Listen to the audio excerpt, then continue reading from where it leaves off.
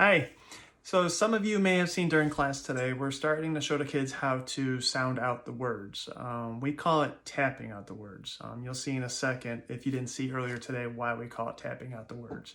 Um, First, even before that though, it is so important that the kids are learning their sounds first. If they don't know their sounds, this is going to be even trickier for them than it would be if they know their sounds. So if your student still doesn't know their sounds, make sure you're practicing that with them at home as well.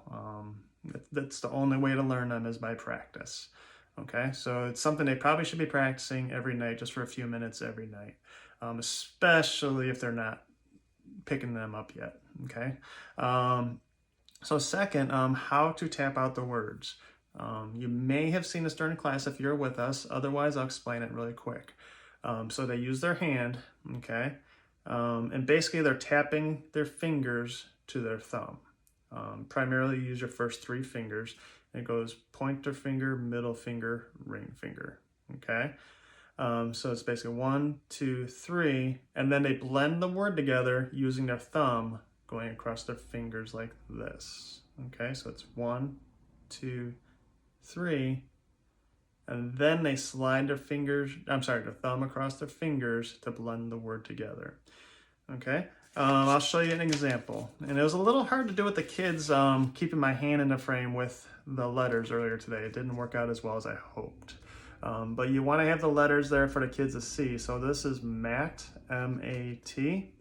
So basically all you need to do is have the kids tap it out. So it goes M-A-T. And then they try to blend it together. Mat.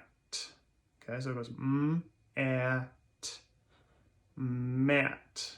Okay, so we call that tapping out the sounds. I'll show you one more example how we do it. Here's the word jug. Okay, so they use their fingers like this, and they just tap pointer finger, middle finger, ring finger. So it goes j, g, jug. So first they say each individual sound, and then they try to blend it together. It's not, for a lot of the kids, it's not going to happen the first time, the second time, 10th time, 20th time. It takes time. It takes a lot of practice.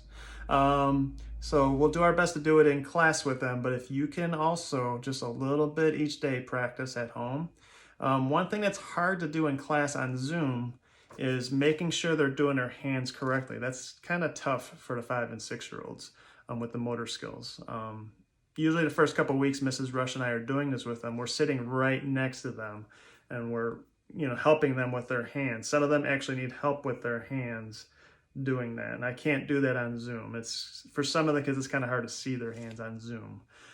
So if you guys can try to help them out at home a little bit, that would probably be helpful too. Okay, we're planning on doing it quite a bit during class. It just doesn't come across as well over Zoom as it will face to face, like you guys will be. So if you guys can practice that just a couple minutes every day, that'll be very helpful for them too. Got any questions, please send me a remind message. You guys have an amazing day. Take care. Bye.